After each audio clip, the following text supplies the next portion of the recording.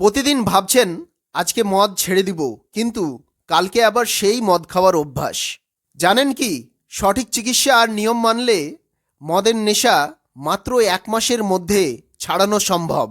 মদের নেশা কোনো দুর্বলতা নয়, এটা একটা রোগ। সঠিক চিকিৎসা করলে এর সমাধান আছে। হঠাৎ করে বন্ধ নয়, ধীরে ধীরে কমান।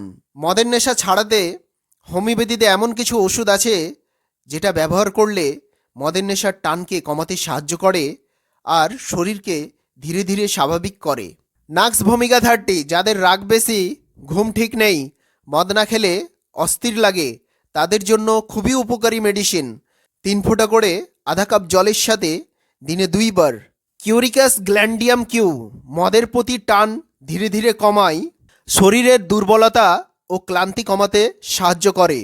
ওষুধ খাওয়ার নিয়ম: 10 ফোঁটা আধা কাপ জলের সাথে দিনে 2 বার।